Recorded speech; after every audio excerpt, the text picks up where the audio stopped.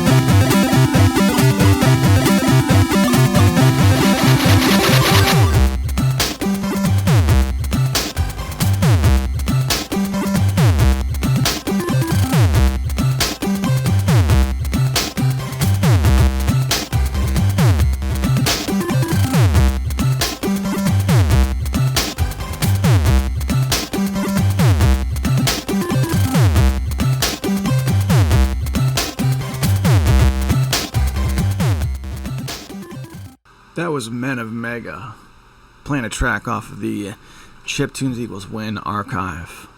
You're listening to Tiger Claw Radio, boys and girls. We're going on location. Stick with us.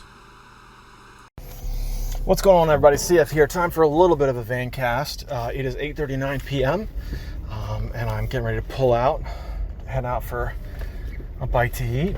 And it's nice and crispy outside. I would say like maybe 50 degrees. Maybe 47, 48.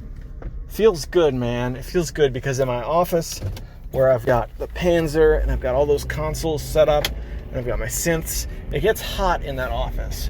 So I gotta say, I really like stepping outside and feeling a chill. And not bitter cold, mind you, just a nice, comfortable chill. It feels good, man.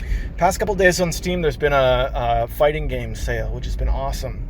I've been able to take some of the money that I got from selling off all my Counter-Strike items and get some really awesome games that I'm excited about. I picked up Soul Calibur 6, and I picked up Tekken 7, and I picked up a couple of small fighting games, whose names I could not reproduce here in the van. But we're looking at 4 fighting games easy. And I might yet still get more. There's a couple of inexpensive Mortal Kombat titles I don't have. Lots of fun stuff. But I like the fighting games, and that's been pretty awesome. Let's see. I also got to sit down with good old Sean, the gaming beast, and company on Discord last night. So that was a good time, just hanging out, talking about stuff, talking about doing the old tabletop role-playing games like we used to years and years ago. So tonight, when I had a little extra time, I sat down and loaded up, of all things, Tabletop Simulator on Steam. Didn't do much with it. I just played a game of solitaire just to make sure I understood how it worked. Manipulating the objects and rolling a die and flipping cards and that sort of stuff. But yeah, that's been the last couple of days for me. So I finally finished with the kids. I'm going out to get a bite to eat. And when I go back to my place, probably gonna... I want to play some Soul Calibur 6. That's the first thing I have in mind. And apart from that, I don't know. We'll see. I also picked up, excuse me, the original Guilty Gear got a Steam port. This is a port that came after the fact. Guilty Gear series has been on Steam for a very long time, but this is like the PS1 game of Guilty Gear, which went for, it's usually $10, which is a little expensive in my opinion, but I picked that up for $1.99. So that I'm really excited about. If something happens with Soul Calibur 6, if I just have to dumb the graphics down too far to make it playable, I still have good old Guilty Gear, which is a series that I just absolutely adore. Love it to death. Yeah, so that's cool, man. And I got my desk all clear so I can get out my gigantic Kanban Obsidian joystick, fight stick, which I paid way too much for considering how little it's been used since I bought it. But I can give that thing a spin. Yeah, good times. I also see they have Dead or Alive 6, which is on sale right now. I love the Dead or Alive franchise, but I gotta say, and it's not like changes they made to the game. None of that stuff is a problem. What really bothers me is that the Dead or Alive 5 game had such terrible netcode that, for me at least, it was unplayable online. It was really bad. It was a really shoddy port. So the only way I'm going to get this game is if I have some sort of confirmation that it works better than the previous one. And I don't know. I'd have to look for that confirmation. I'm not going to find it in the Steam store page. But right now I'm not holding out a lot of hope, especially since I got Tekken 7 and old Guilty Gear games, 2 new games I haven't heard of. There's a lot of stuff to play. I don't know. I don't see it happening. But whatever. We'll see. All right, let's see. That's about the whole story. I'm going to get my bite to eat, and then we'll go back to the studio, and we'll see what kind of mischief I can get into with my video games. I'll see you there. Back again in the studio. This is Yoba here from the Thunder Force compilation, Thunder Force 4 Family Tracker compilation. You're listening to Tiger Claw Radio.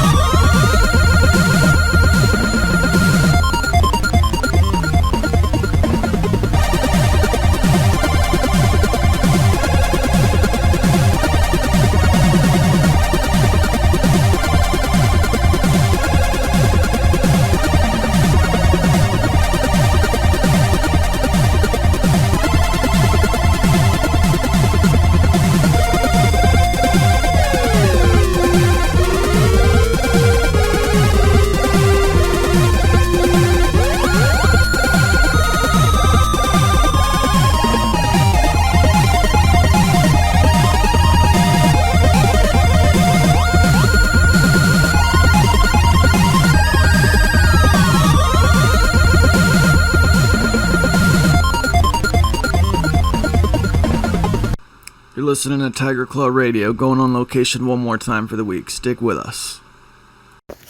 Oh, it is a frosty one. Evening, everybody. It is 10:49 p.m. on Monday evening. I'm doing a special recording since I'm going to be putting the show together tomorrow. And I wanted to bring you up to speed just before I went to sleep. How TCR has changed in recent days. I would do these from my car, driving to work, early in the morning, and now here I am just before bed. Gotta say, I'm liking the environment. It is, hang on a second. I used to like to paint a picture of what things looked like and felt like around me every morning, to the point where oftentimes I'd say the same words. So let's try that again. It is 43 degrees outside right now. I can see my breath. Yeah, I'm standing on a front stoop made of concrete in my bare feet. And the concrete is cold. But I gotta say, the cold sensation is something I enjoy very much, because my office, with the computer that I've built and all the synthesizers and the AMD processors and all the nonsense, it gets very hot in that tiny little room. So it feels good to be out here in the cold with the concrete under my feet, with my thin Adidas sweater to keep me warm. This evening, I think I've discovered my favorite new pastime. Utilizing my normal multi-monitor setup, I sat down to watch Return of the Living Dead for the first time. This past year has been a bit of an exploration into horror movies for me. So this is one that I had never seen before.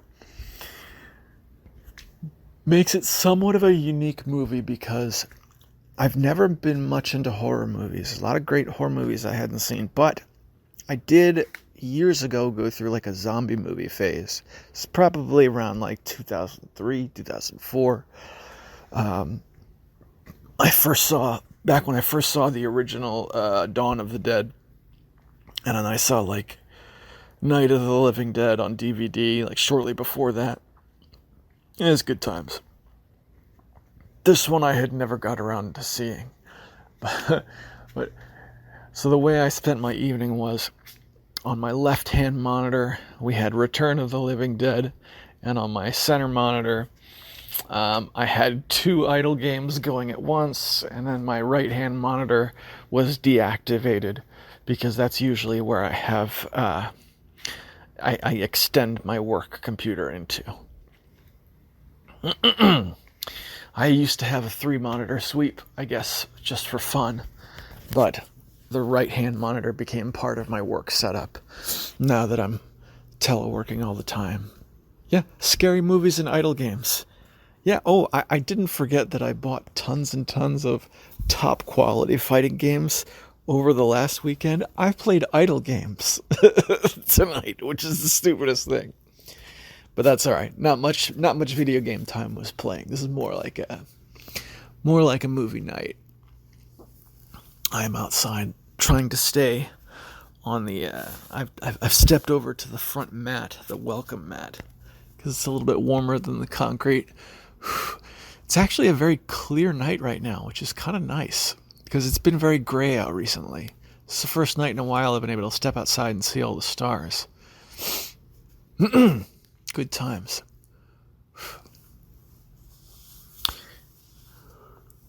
Let's see. I used to wait tables for a living many years ago. I'm 36 years old now, so I had my 20th birthday while I was waiting tables. So 16 years ago. Yeah. Did it for 2 years. And at the time, all the other waiters and stuff, they were a lot of like career partiers.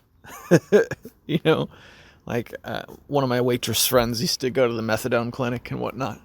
And I remember this was about the time that I was watching all those zombie movies. And I remember them explaining scenes, friends that I worked with, explaining scenes from zombie movies that they remembered and not knowing what movie it was. And this was the movie, which was super fun. It's like, oh yeah, that's what she was talking about. I'm not quite sure how else I can put that into context. The movie's actually not spectacular. I mean, it's fun, but it's dumb. But it was a nice ode to an old friend, my old friend Jeannie, who was waiting tables at the same time. And I probably haven't seen since then. So, yeah. Zombie movies and idle games. Tomorrow I think I'll probably go the other way. And I'll put on something less interesting to watch and more interesting to play. I'm thinking maybe like a classic football game on the left, and then in the center I'll have like a fighting game, a lower end one, so it can share resources. Like, this is not going to be how I experience Soul Calibur 6, but it might be how I experience the Steam port of the original Guilty Gear. You like maybe see if I can dig up like one of the old Super Bowls or something like that. I don't know how that would work, to be perfectly honest with you. I don't pay for any of the NFL services. But I bet you I could order a DVD for like $5 or something like that. I don't know. It's a thought. How we doing? This is not a sustainable way to record, I gotta tell you, because it is now 11:55, and I have to get up in the morning to do my Tuesday at work. So with that little nugget, I'm gonna send you guys back to the studio. And hopefully tomorrow, when I'm tape and gluing this all together, we can get something nice. I'll see you there. Back again in the studio. Before we move it over to the fail bag, we're going to do the on the desk segment. There's a few games I've been playing. Whoops, that I just threw right on the floor. Because it's 6:19 in the morning. A few games that I've been playing this past week that I've left here on purpose for us to go over. But first, we're going to thank the sponsors. This is a Patreon-sponsored program. Thanks to these fine gentlemen, we're pulling whatever punches we can to make sure this happens every single week, including getting up first thing in the morning on a work day and, just talking some video games, doing what we can. So to them, I offer early access to the show, whenever that may be, as I settle into this new schedule. And I also read their names off right here on the air in sort of a hall of distinguished gentlemen, a way to tip my hat to them individually. And they are Hemrock, EmeraldRangers.com, Tecmoballs, Darabka, Konstantin Kelman, and Eric Controller. And by the way, I started writing again for EmeraldRangers.com. I did an article for Among Us, which is a very popular game right now, and did another one for Saints Row 2. So head over to EmeraldRangers.com and you'll find those there somewhere. Alright, and with that, let's see what we have, boys and girls. It's been my silver slimline PS2 sitting here on the desk. What's actually in the machine right now? Yeah, okay, perfect. It's got Burnout Revenge in it. Burnout. So I never really got into the Burnout games. Not that I had anything against them, they just not something I ever really settled on, but this I've really been enjoying. The only other one I remember trying is Burnout Paradise, which I got right around the time I first got my PS3. I got Burnout Paradise. And that was the game, if you're not familiar with the series, that's where they tried to introduce the open world to it. So it's not just events, it's like events scattered around like a big city that you can just randomly drive through. So you can't just start a race, you have to drive up to an intersection where a race is being held, and then press the activate button. It's a charming little game, but I didn't stick with it long term. I probably put like an hour or two into it, and I moved on. This is very much the same when it comes to the events, but there's no open world, which I gotta say, when I say that out loud, it sounds like a negative thing. I'm actually really enjoying it because the events are really arcadey. I think it lends itself well to just, okay, let's start the next event. Nothing against the open world.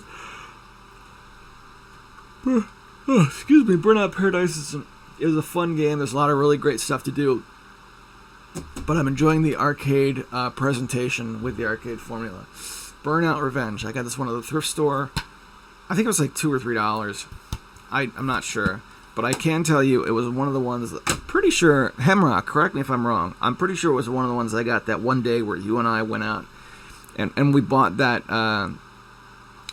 old like E-Machines tower computer that ended up not working, and I bought like a stack of PS2 games, and I don't really remember what games were in the stack with the exception of The Sims 2 for PS2, which I had fun with a couple of times and then ended up selling off.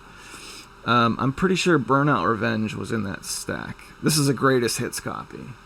So, yeah, I've been enjoying it. I enjoyed that enough that I looked up what it would cost to acquire some of the other Burnout games. Didn't actually buy any, but I looked it up. Not much, apparently. Along with Burnout Revenge, I've got Jack X Combat Racing on the desk. Played it a couple times. Good game. This is one I picked up. I picked it up while we were talking about doing Excellent Kai, and I think this got mentioned on the air a couple weeks ago, got me thinking about it. And I really only ever played it like once or twice, and I sat down with it. Man, that's a good game. That is a good game. I know it's just another, like, almost like a Mario Kart sort of clone, but I enjoy it. Oh, excuse me. I enjoy it. I think it's got some speed to it. And the character design isn't much. I'm not gonna lie. I was never much into the Jak and Daxter franchise, so the characters don't mean much to me. But the driving is really satisfying. I never got into the Mario Kart franchise after the Super Nintendo game, so when it comes to Mario Kart, I don't have a lot of experience with the blue shell. Do you know what I'm talking about? The blue shell, the one that just zeroes in on the person who's in the front and takes them out. Jak X Combat Racing has something similar to the blue shell, and it's not something that I had learned to deal with. So that's been a bit of a struggle. Also, I've noticed that whenever you have any sort of like heat-seeking missile / shell type thing, I have not yet found a way to avoid those. Basically, once that reticle zeroes in on me and I know I'm being targeted, it's a guaranteed crash every single time. Apart from that, I mean, hey man, I sat down with this all of 2 times in the last week. Can't expect to know how to do everything just yet. What else is in the stack? The Red Dwarf Season 1 DVD.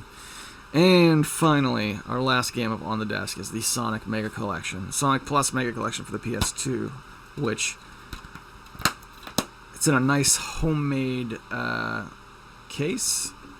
It has a sleeve that's been printed out from a printer. And the game is really good. Specifically on that, I played Sonic and Knuckles. I played it. If you can imagine this, my kids were sitting at my computer, the 2 big kids, and they were playing, I can't even remember what game they were playing. That's just some game, doesn't matter. And then on the right-hand side, I was standing there with my youngest one in like a front pack. And I was reaching around the front pack to hold onto a PS2 controller so I could play Sonic the Hedgehog while my kids played Bloons or Tower Defense or something like that.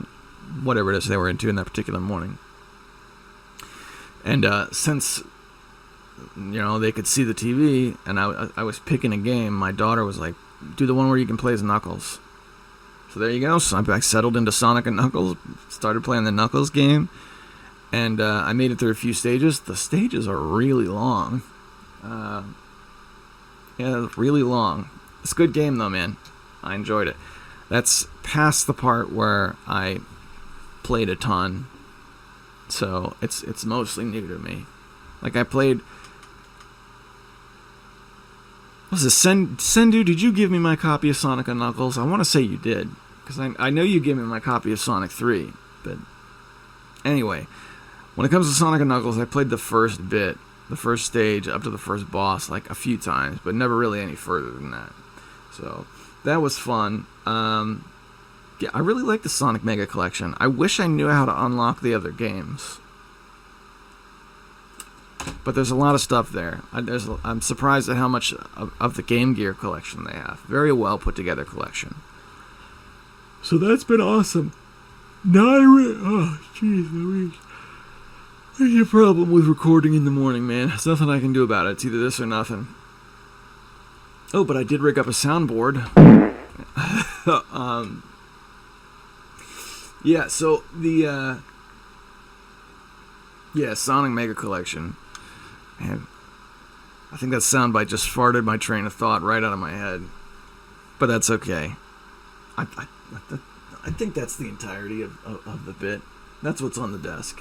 Is a handful of PS2 games. Let's see. Where's Audacity? I can't track what's going on in the show. Good, 27 minutes. Not bad at all. Back again in the studio. We're going to do the fail bag. Last week there was one from Hemrock that I missed. I said on the air, this is a short fail bag. I guess we didn't get anything from Hemrock this week. Turns out I was wrong. So I'm pretty sure I have not read this on the air, but bear with me. He says, Hey, Paisan, great episode. I enjoyed the longer ones. Keep up the hard work. I hope your son had an enjoyable birthday. Let's talk. All this talk about pizza makes me hungry. I know you said you and your wife often make pizza at home. What style is it? Deep dish, thin crust, hand tossed, or something else? Do you have any opinion on the big chains? Do you have a favorite? A couple of things here.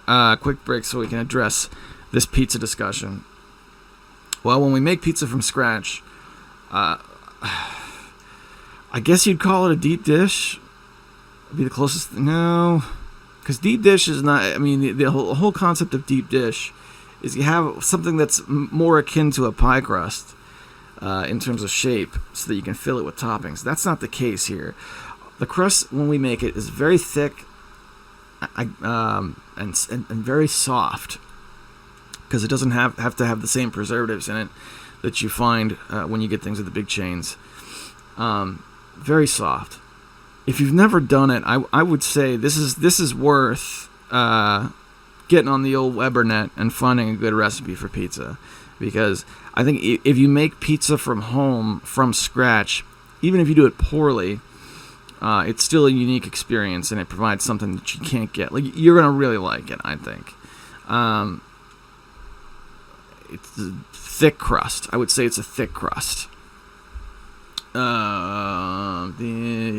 Thick crust. As far as the big chains are concerned, I've got nothing against the big chains. Ordering pizza from a chain, again, different experience than making it at home. We've got a chain here in town called Manny and Olga's that's been like Washington, D.C. / Southern Maryland thing, for many, many years. Not like a great place. It's serviceable pizza, but man, I love it. I love it. People come from outside and I'm like, hey, let's get Manny's. And they're like, I guess this is okay. I don't know. Don't know what it is. I enjoy it. Maybe it's just because it's a hole-in-the-wall kind of place and I'm a hole-in-the-wall kind of guy, and that's what I like. But next time you're in town, my man, we're going to get some Manny and Olga's pizza. Good stuff. Okay. Let's see. Back to the email. After all these years, I had no idea that in Super Mario Bros. 3, you could P-Wing over Bowser at the end and encounter a more difficult Bowser fight. Cool stuff. I do want to offer one hint. You mentioned talking about your playthrough that you cannot use 2 warp whistles in the first stage to get to World 8. Well, actually you can. You're taken away to the warp zone using the first whistle. Simply use the second whistle, and this will place Mario in the 3rd row, which enables you to select the 8th world. I never did that in practice. I've never done that. But it's funny because I think I remember being told that before. But we would always use the first whistle, see the 3 pipes you could choose, then go in the 3rd pipe, then use the whistle from there, which would take you to the next set of 3.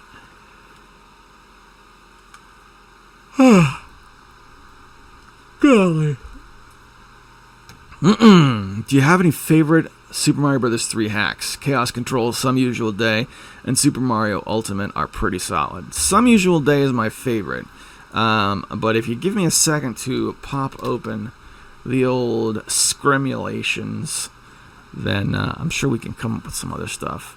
I have a pack of like 3, maybe 4, and it's really all I play when it comes to emulation. Is like my Super Mario Brothers hacks. Bear with me here. Alright, we got NES Topia open. We're going to go to open.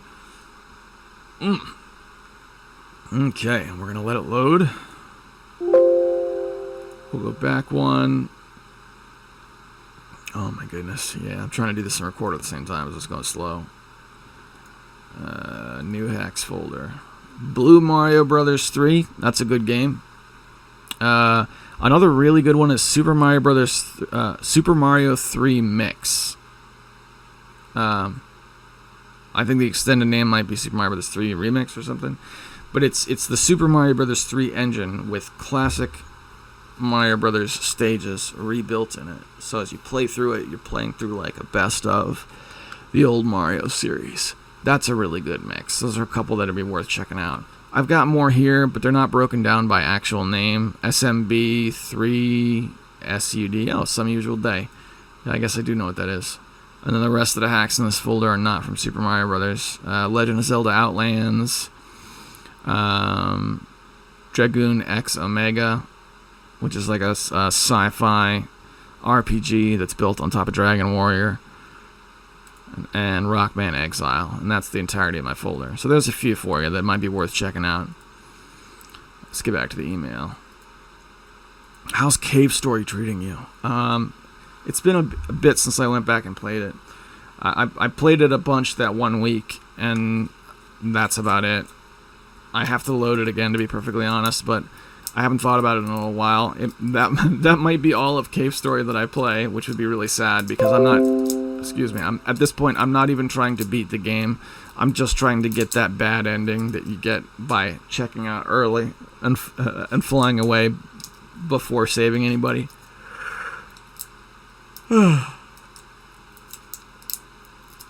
But he goes on. I'm happy to hear that the retro junk box made it to your place safe and sound. I'm looking forward to the video. Full disclosure, most of the stuff inside the box was there when I received it. The only game that I actually took out was one I put in. I originally put in that apparently got passed over by everybody. And in the end, I decided I wanted to keep it. I added a Ziploc bag full of goodies that included the 2 floppy disks, as well as the Famicom game Atlantis Nazu, featured in the Japanese show Game Center CX. I also went ahead and decorated the box. There's actually a Magic the Gathering card called Generous Patron. I didn't have that card, but I figured Generous Stray was the next best thing, so I taped that to the package. What did your brother-in-law say about participating? I haven't spoken to him yet, to be honest. I hung out with him like the weekend before getting the box, and not since then. I have to ask him still. I think your Lords of Magic CD was an excellent addition. I didn't realize that you put it in the box. I would have taken it, except I already own it. It's the original CD from my childhood. Yeah, man, no worries. It's not a problem. It just means like, hey, if this clearly got passed over by the group, it should be replaced with something else. You know, even if just another CD from the same era, because I got a stack of them that I could part with. Excuse me.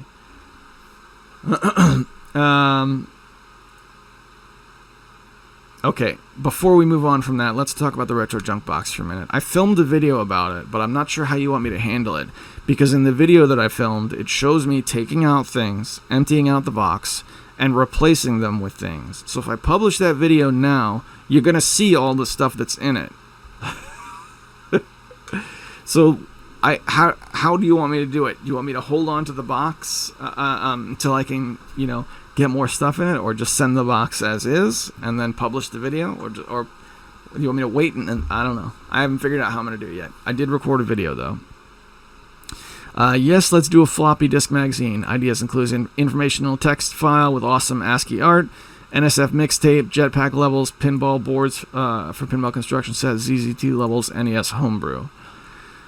Yeah, I did manage to get a hold of a USB disk drive, and I emptied out those 3 disks I have. Not 2, mind you, but 3. You had 2 in the box, and I also had a shareware disk that you gave me like a couple years back, I think by now, that I hadn't checked out in forever, so I emptied that one out as well. Another thing we could do is like, I have these 3 disks now that are like some chiptunes and some NES files and stuff. I gotta buy a package of diskettes and then send some discs over to just an old school disc exchange. I love the mixtape exchange with the cassettes. I do that on Reddit. It's been a while, but it's something I enjoy doing. You know, if we never get this floppy disk magazine thing off the ground, because it does sound like a lot of work, although it'd be great, that would be a good way to get started, is just to get some blank discs and do a disc exchange. And I guess if that's the case, if that's what we're going to do, the ball's really in my court, isn't it? Because I got these 2 nice discs that you sent. I know I got a lot of stuff I can put on one. We'll see. I'll put some thought into that. We'll see what we can come up with. He says, oh, you had a pulsing TV as a kid. I gamed too on a glitchy TV growing up. But it was my own fault. Circa 1995, I was watching TV in the family room, and my brother happened to walk by the television with a magnet in his hand. When it passed by the TV, it produced a strange visual effect. I thought it was so cool, I told him to do it again. We waved the magnet in front of the TV long enough to permanently leave a green tinge at the bottom right-hand corner. I can still remember to this day the distinctive, distorted look. Oops. It's funny, I did the same thing. I had the same thing to my father's computer monitor. He had this, I don't know how, you know, but he had a really powerful magnet, like on a stick, that he got from like one of those science stores in his desk, and I was playing with it, and it passed in front of the computer. It's like exactly the way you told the story. It passed in front of his old CRT computer monitor, and it made it all funny colors, and we did it several times, and that computer monitor stayed discolored for the rest of its life.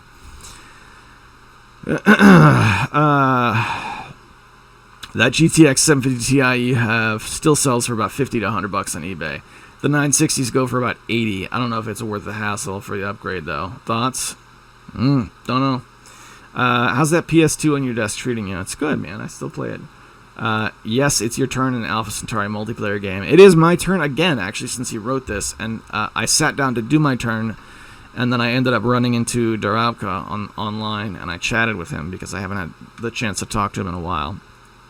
By the way, Darabka, if you're listening, I got Tabletop Simulator all set up in Steam, and I ran it to make sure it works, and I played some solitaire in the Tabletop Simulator just so that I could understand how the interface works, flipping cards, shuffling the deck, rolling dice, all that stuff. I enjoy it, man. It's a fun program. Never really had the chance to really do anything with it, multiplayer, or play any kind of games with it, but I think there's definitely fun to be had, especially in our group. I finished the PSP version of Final Fantasy IV this week. It's not my favorite, but I'm glad I gave it a playthrough. It's a very story-driven Final Fantasy game as opposed to the others in the series, which emphasize game mechanics and customization, such as FF5. Just a heads up to you and your listeners, GameStop is phasing out PS3 and Xbox 360. I confirmed this with an employee today who said they're no longer even accepting these games for trades. So if you want to try and find some deals on those systems, now's the time. Past few days I stopped by 3 different GameStops near me and actually found some good PS3 games at great prices. I picked up Kingdom Hearts Collection, Ni no Kuni, Princess Crown, Beowulf, all for about $25 total. Not too shabby. Past week I took a look at PSN and set my eyes on some possible PS1 pickups such as Suikoden 2 and Tomba 2.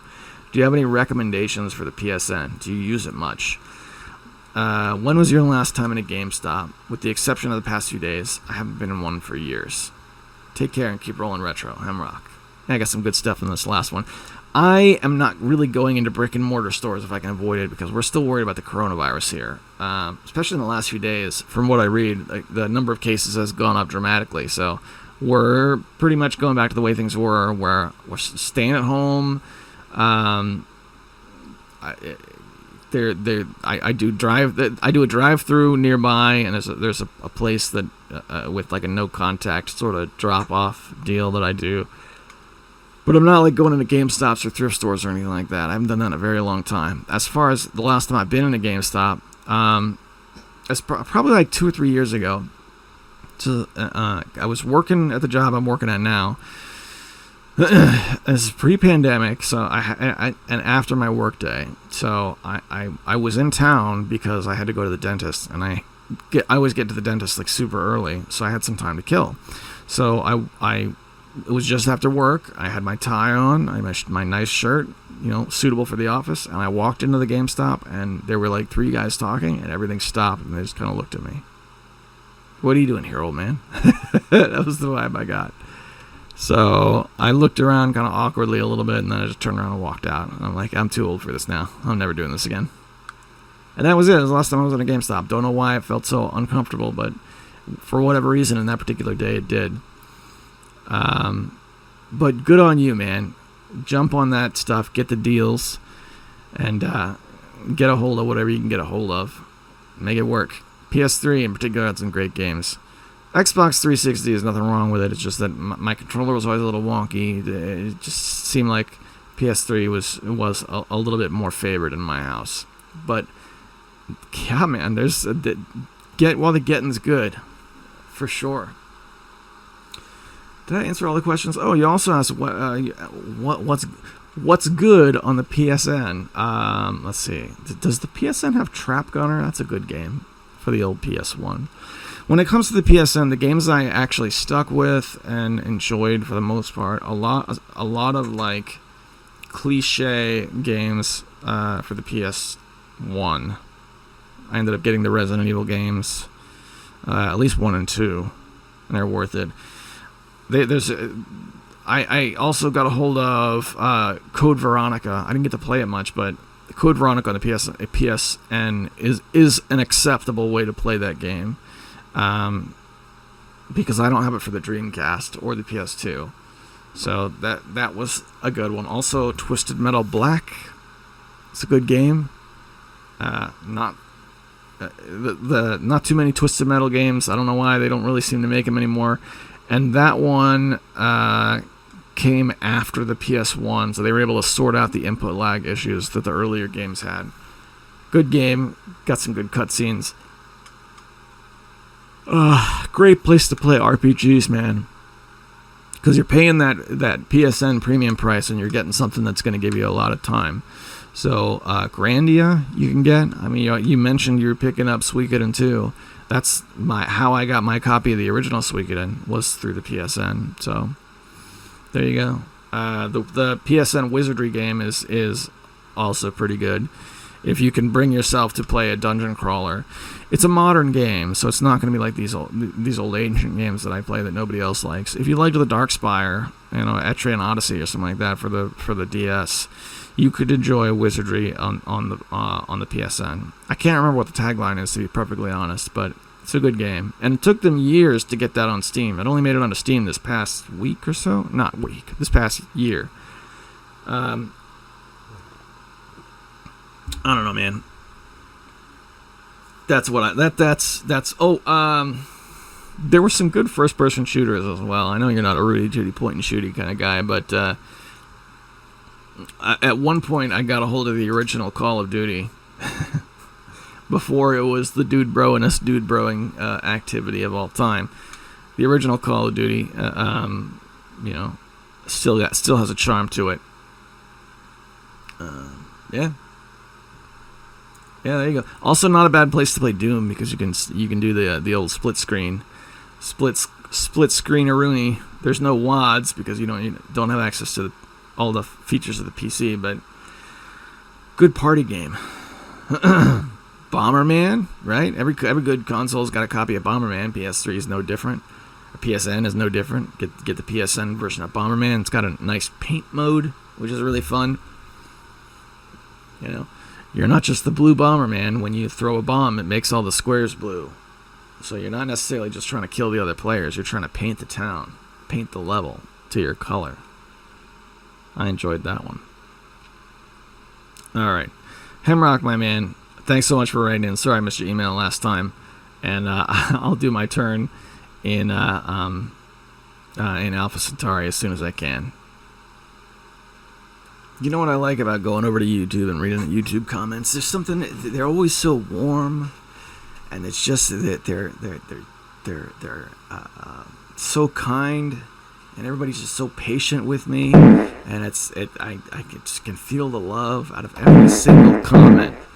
So we're gonna start things off with our good buddy Mecha Menace, who writes, "I could not stand the Acid Loop demo track.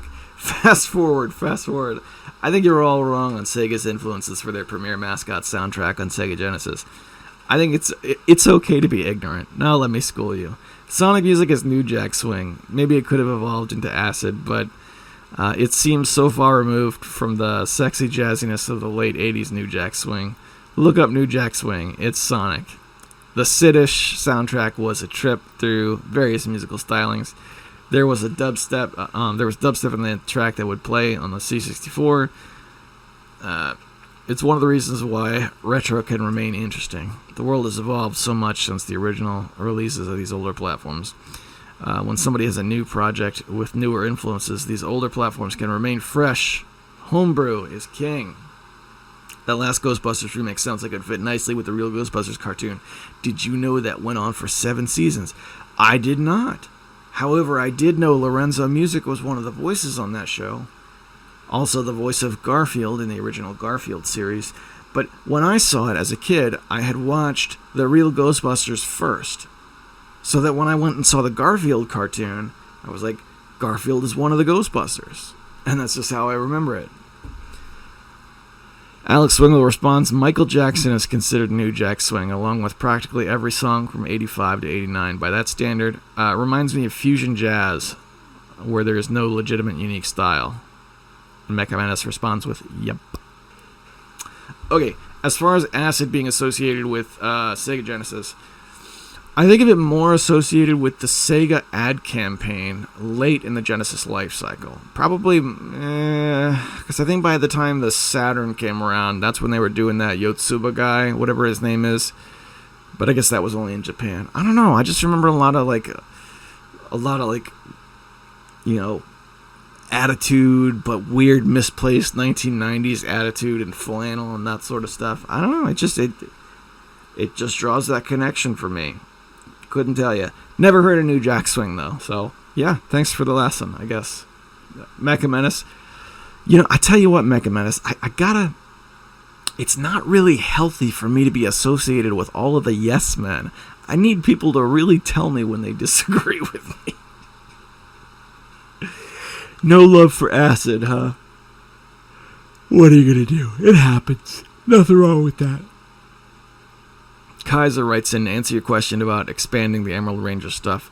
It's just us making more videos and audio and media. That's it. I've been streaming on games on the ER Twitch page for over a year now, and I'm building up a small group of regular viewers. I'm on every, or most, Wednesdays, Saturdays, and Sundays at 9 p.m. Aussie time. I have lots of fun streaming. I got a huge stream this Sunday. In-game sent me a physical copy of Umihara Kawazi Bazooka for the PS4. Hopefully it'll get some good views and impress my new gaming overlords. I've recently started to like mobile gaming for certain games, or genres, as a crazy man once said. Mainly for the music games at like Tap Sonic Bold, Groove Coaster, and Banji Dream. I played a bit of Citrus, but I'm not enjoying the gameplay on that one. Need to be an octopus to fully enjoy that one. I do occasionally play Case Closed Runner and some Game & Watch clones. I used to dig Mario Runner until I reached the end of the free version and was too cheap to pay for the full version. Mega Man games on there are terrible. It runs like 2 frames per second and it's unplayable. How the JonTron does Capcom Doug Walker up Mega Man. Ooh, I gotta read that sentence again. How the JonTron does Capcom Doug Walker up Mega Man. It Mike Matying sucks. Woo. Overall, I'm looking forward to 2021 because it's going to be different for me career-wise. Retiring from writing and focusing more on video and podcasting again. Kaiser Cade reboot coming in 2021. Mother Jim Sterlingers. Yes, I did replace the F word with much more annoying words. Peace. Edit. I like the move to Wednesday. New episode of TCR on the 1 day a week where I barely have anything to do. It helps make the time pass by. Awesome, man. Glad you're enjoying it. Retiring, you've been doing the writing work for a long time. Because even before Emerald Rangers, you were writing for Jerry's website for Mondo Cool for years. Yeah, so I will have to check that out. 9 p.m. Aussie time. That's when he does his streaming, boys and girls. Look up Emerald Rangers on Twitch and throw a follow so you can follow him. Hemrock. At 44 minutes in, why don't you use WordStar 4 for your word processing needs? That's awesome that the 2D Gamer commented on one of your vids. I really like his old school YouTube charm. 48 minutes. Yeah, send the Xbox to Desm or whoever else wants to get the Retro Junk Box action. Just know that it's going to cost you about $15 to ship it to the next person. And then 51 minutes. I did send in a fail bag for this episode. Yeah, sorry about that. The reason why I don't use WordStar 4, did you see my WordStar 4 video? It's not good. What stopped me from getting into WordStar 4 in a practical sense was that I would type up a document, and then I would save the document, and I would reload the document, and it would be unreadable. Very weird. And people have fought in the comments of that video for years trying to explain why I'm doing it wrong and call me all sorts of names. And yeah, that's why. Good to hear from you, brother. Alex Swingle writes, 40 minutes in, the reference to a game being 3 hours long was Resident Evil. The original can easily be completed in 3 hours. The only thing that lengthens the game is figuring out the puzzles. Yep, fair enough. None of the Call of Duty games are 3 hours. Most are 5 to 6, but overall, I'm not sure where you were going with that question, since the point had nothing to do with comparing other games. I'll tell you where I was going with it. I thought I caught you in an oopsie-daisy. And I was ready to be like, oops, I caught you in an oopsie-daisy, wow! Actually, to be perfectly honest with you, I've only played through probably about a third of the Call of Duty games, so I was picking your brain to see if maybe you knew something I didn't. Or perhaps I caught you in an oopsie-daisy, I tell you. The remake was longer and had more stuff to do, but the fans didn't like it due to the extra content being filler that wasn't fun. Good point. Oop. That's my 7 o'clock alarm. That's the alarm that tells me I gotta start getting stuff ready for work. We're almost through here. Yeah, I didn't mean nothing by it, Alex. Don't get mad at me. Come on, man. He's like, I don't know what you mean by that. All right, brother. Let me not pick on you too much, because you and I have thrown bows over comments here and there in the past. I wish you to stay in good health and be happy so that we can argue bitterly the next time I see you online. Desm101, my good buddy Desm, who, by the way, my son and I sat in on one of his streams. I'm not much of a Twitch person, but a couple nights ago, he was doing, he was doing his DJ thing on Twitch with some NES games. Played some not NES games, but NES music, and then he played switched into like some trap music and chill beats and stuff like that. That was a good time. I sat in that stream for like an hour and a half at least. Yeah, so 24 minutes in, he says, I know I'll have time to kill. If I know I'll have time to kill, I usually have my PS Vita with me. I'm addicted to Spelunky and Urban Trial Freestyle, one of those trial and motocross stunt games. I really don't keep up with games on my phone anymore. When I did, I'd play something like Slots or FF4 Remake. 47 minutes in. Yeah, man, I'll shoot you an email this weekend and catch up on the Retro Junk Box so we can start it again. That sounds awesome, because I've got it packed and ready to go. I just need to pony up the $15, run it down to the post office, and get it in your hands. And then I should be able to post my video. That sounds great. I'm ready to make that happen. And so, boys and girls, we bring this week's episode of TCR to a close. I hope you all are doing well. I hope you're staying safe, stay inside, stay healthy, and most of all, stay sane. Take care of yourselves. I'll see you next week.